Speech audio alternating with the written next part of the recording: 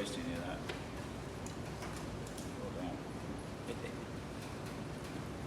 It says magic on this cup, and let's be honest, Mountain Dew is quite possibly the closest thing to magic that the average person can obtain for a small fee, of course. Unless you have a great friend that just gives them to you regularly. I don't have one of those, but you know, I kind of wish I did. What the hell? Dang it, my straw's got a hole in it. Oh, man. I was denied on the first sip. Okay, I know for some people who do strike is like retarded. It is retarded, but yeah, I like doing it. So anyway, all right. What are we doing? We're gonna, Jesus, it's hot. We're going to work on the LTD, FaiLTD. We are going to try and do something with our shift handle situation where I'm a little bit more comfortable with it. My colleague, Dr. Fear, alerted you in the last video that, you know, hey, I was going to blame the shift handle and stuff. Well, I mean, I am partially going to blame it. It's, you know, a little bit, it just had a weird feel to it. At the end of the night, I made an adjustment on my driving to try and, you know, get all the gears. On a quick recap, it was a great race night. I didn't do a lot. Actually, Brad filmed a lot more than I just asked Pirate to film a couple passes just because I want to see the car go down the track if it did. But on a side note, carburetor ran great. Some people have asked in the one video if I've made any adjustments to it. Just messed with the mixture screws with the vacuum gauge, and I set the float levels a little bit. They were pretty much on anyway. I just messed with it just because. Also pulled the secondary bowl off to make sure the jet extensions were in there, and they were. And other than that, the jetting on it I thought was kind of, I pulled a plug and the plug looked good. So, and no, I haven't rejetted it. That's all I did to it. I haven't messed with anything.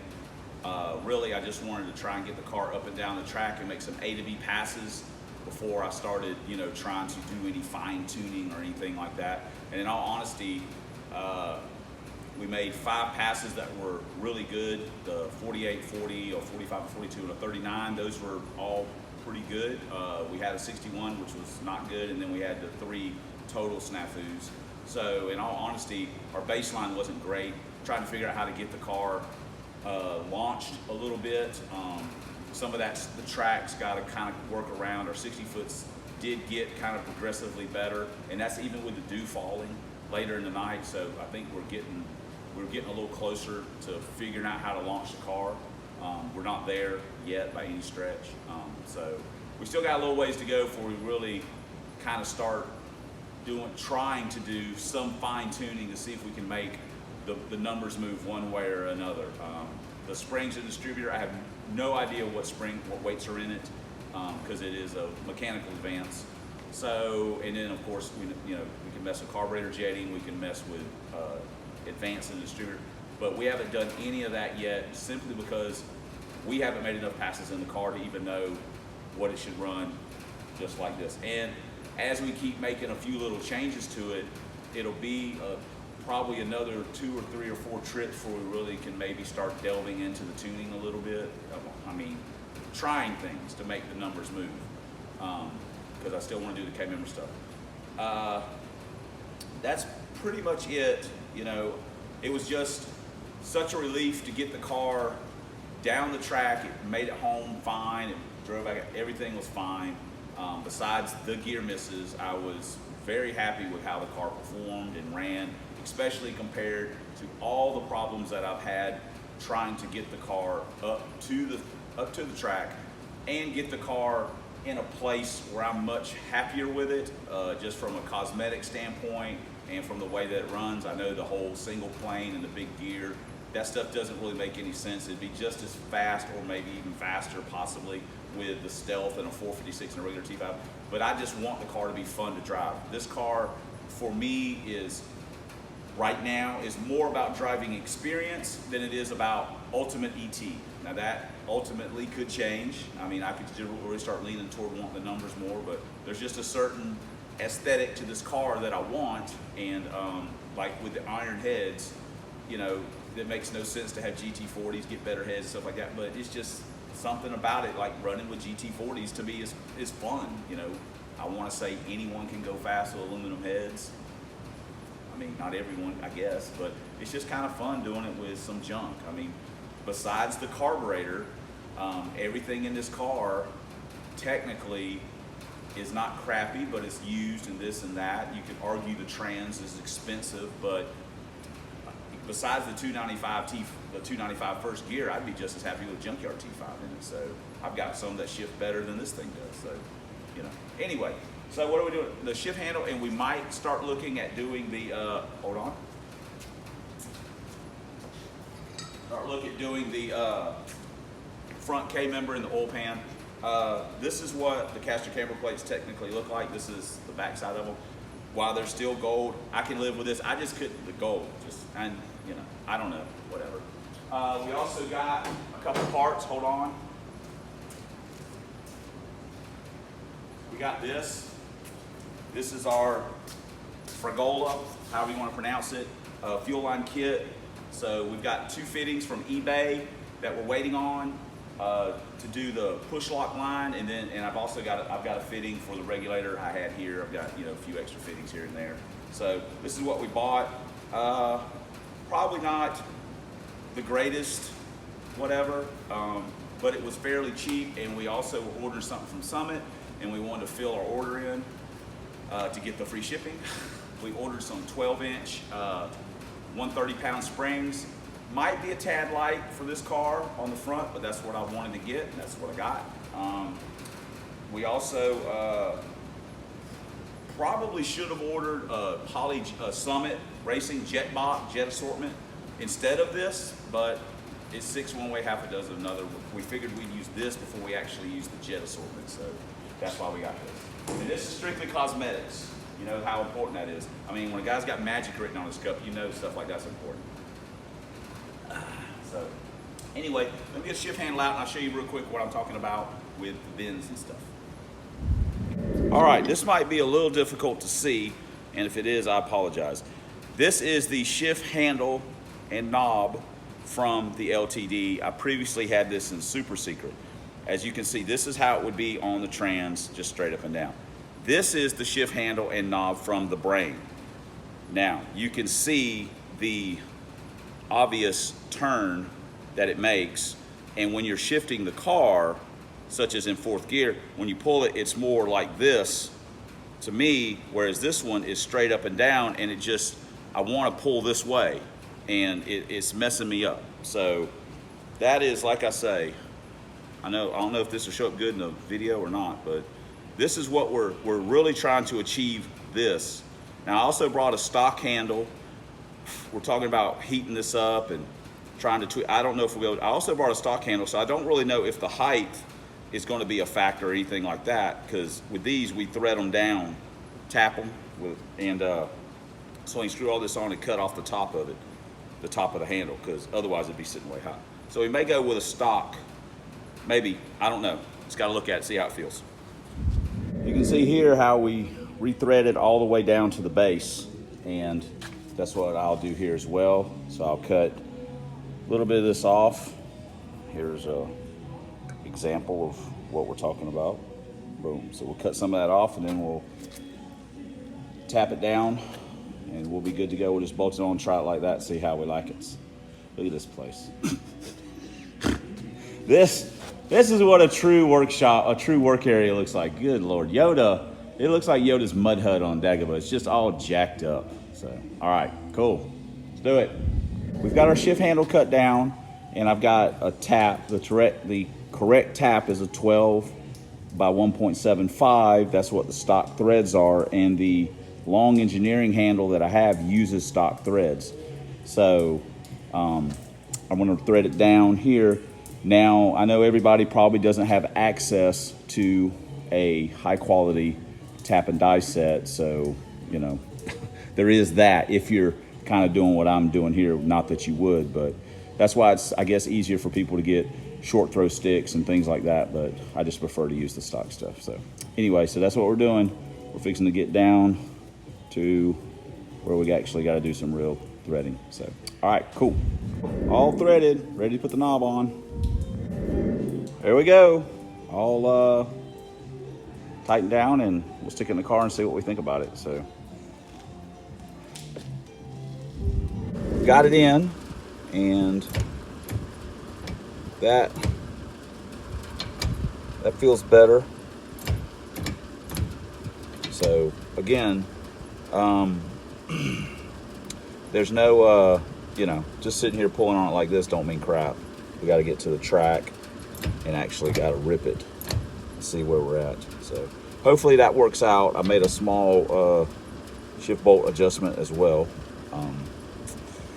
Anyway, I guess we can call this progress. Much like we did with Krusty, we'll weigh what we've got versus what we take off. So this is our K-member. These are our 12-inch springs we got from Summit, sleeves, our caster camber plates, and those are the bearings and stuff in that shirt for the rest of the coilover kits, the rest of the kit. And I'm not 100% sure which K-member this is. It's a mild steel one, and it's got UPR arms on it, but it's a different brand. So what's it weigh? It is roughly, is that about 40? It's about 40 pounds. So when we get the other one off, since we'll be using the same rack and all that stuff, struts and everything, spindles, brakes, yada, yada, yada, we'll be able to know what the exact weight difference is, or at least close enough. So anyway, we're hoping for, you know, 35, maybe 40 pounds or so. We'll just have to see. Well, we've got the passenger side broken down. Last time when I did Krusty, I held it up with a balancer. I don't like that. The front main seal started, or the front timing cover seal started leaking. And I still haven't even fixed that on Krusty. So this time I've got a carb plate, lift plate. Not a super huge fan of that, but technically I'm not really lifting it. I'm just holding it in place. Unfortunately, I thought I had already brought it out here, but I guess I have not. So when I get home, I'll have to scrounge it up. But I can at least get the other side broke down and have it basically all ready to go, have the motor mounts undone and everything. And then we can just drop it out and throw it on scale. We're also going to do our Chinese oil pan while we were at it. So, you know, may have it back together tomorrow. I don't know. I don't get in a big hurry working on this stuff. So it'll be done when it gets done. It always seems to get done, just not super fast. All right, let's let me go to the other side. We have got the K-member out. Nice. That's just for extra security. And let's go see what we got. Okay, what is that? Get over here. Was that about 97? Almost 98? Let's just call it 98. We'll round up. Makes me feel better. There we go. There's all the stock stuff. So that's roughly, you know, we were right at 40-ish. So 40, 41. So that we'll call it 98. That's 57, 58 pounds. We'll take it. So that, and again, that's not right on the pound, but that's a substantial amount. So cool. We've got our Chinese oil pan on. I'm sure this thing is going to leak fabulously. We've also got our we've also got our Chinese dipstick mounted, more or less mounted in. We got to take one of the header bolts out. Put it in. But other than that, now we can start sticking the K-member in and get the motor back down the mounts. That's what I want to do. So anyway, we're making progress. So, you know, it's a lot of work for 60-pound weight savings, but hey, you got to get it. You got to get it. Eventually, everybody. I say everybody. Eventually, everyone's will put a K-member when you run out of stuff to look for on weight loss. Aluminum heads, K-member. That's all easy. I don't want to say easy. Relatively easy, relatively available, relatively cheap, I guess. And, you know, with heads, you get a performance advantage. That's why I still got iron heads, because I'm a retard. All right, let me try and slide the K member up under here and get this done. Okay, after much finagling, we have the motor set down on the mounts, and we got to put the nuts and stuff on, but it is now supported by the K member. So all we got to do now is everything else. Put all the spindles and struts and springs and casters and all that crap on. We also may have to do some clearancing on our transmission cross member, since we had to undo it to get the motor to set in, and plus I had to clear the oil pan, and you know, it was a little bit of a thing getting it all in there, but we got it all in there as compared to some of the other ones I've done, which have been actually really kind of straightforward and drop in. This one I had to do some finagling to get the pry bar out and, you know, make it happen. So, but we got it in. That's all that really matters. We are on the downward side of this project. Thank God. It's hot too. Woo! Very quickly, here's where I'm at on the caster camber plate deal. I had one of the spacers that I could find from Krusty. It goes in here like so, and moves around. Now, without that, this is way too large for the strut to sit in, and it'll just bang around in there. You can't have that. This is the factory sleeve from a factory caster camber crap.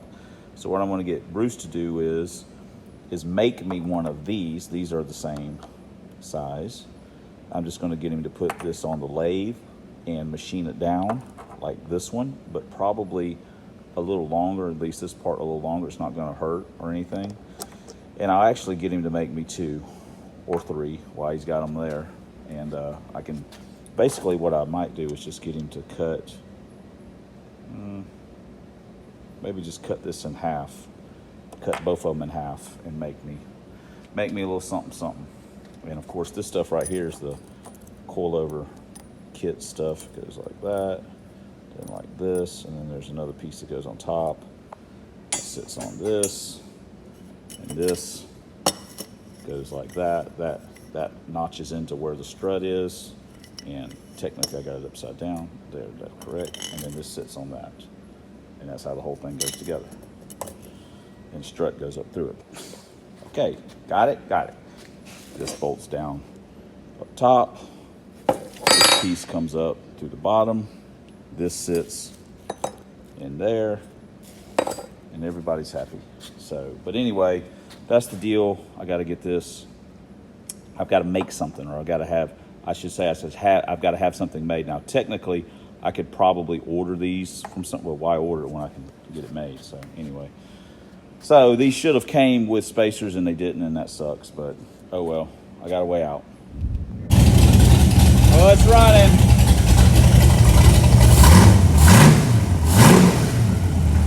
Has oil pressure. I had to change out these fuel lines come with a metal like gasket, and the carb came with like a nylon one. I had to change to the nylon one. The metal ones wouldn't tighten up or quit leaking. So anyway, it's doing its thing.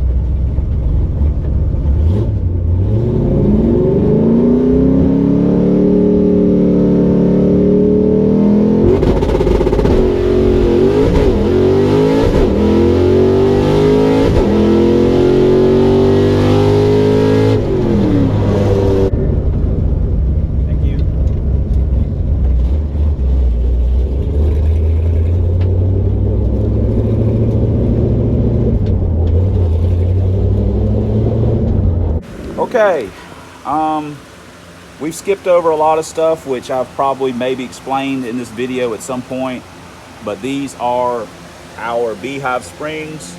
We've got them all on from Alex Parts. These got our 1.7s on. And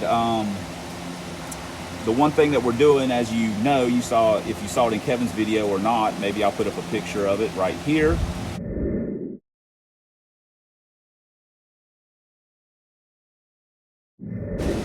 We had a push rod failure. A stock push rod died on us. So our remedy for that is this set, not that set, this set of Summit Racing. These are stock length, these are stock length push rods. The interesting, made in the USA, baby. The interesting thing about these, if you'll notice that, they're a 105 wall. Most of the aftermarket push rods that you're going to look at that are kind of in this price bracket are going to be 080s. Those are 105s. The other reason why I ordered those was availability. They could ship them out immediately, so that's what I got. Sometimes, like I've said before, you're at the mercy of the market. I could have gotten something cheaper, but I didn't. Let me show you one other thing here. Let's look at this real quick so we can compare a stock one. Here's a stock one with the ball end, okay? You can see that, and then you see how these are on? It's much nicer, sturdier. You can also feel the weight difference in your hand when you're holding it. Bruce was, YODA had come over and looked at it, and he was, I'd say impressed, but he's like, yeah, that'll do the job. So typically once I break something like that, I like to replace it with something better. That's why I don't like running on stock axles. That's why I put the billet keys in the T5s. Because once I have broken something a couple times, well, obviously that's not going to work for me anymore. I need to do something different. But that's what we're doing right now. We're fixing to put all our push rods in. We've got a couple in right here. And then we'll just bolt it all down and be ready to head to the track. So, all right, cool, I guess.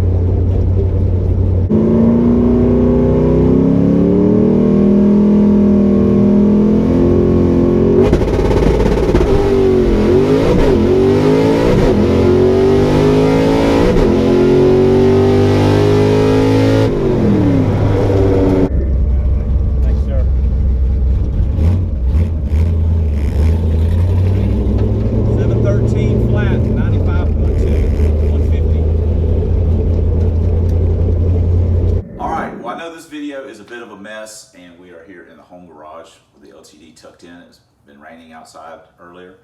Let me wrap this up. I know this video is already really long.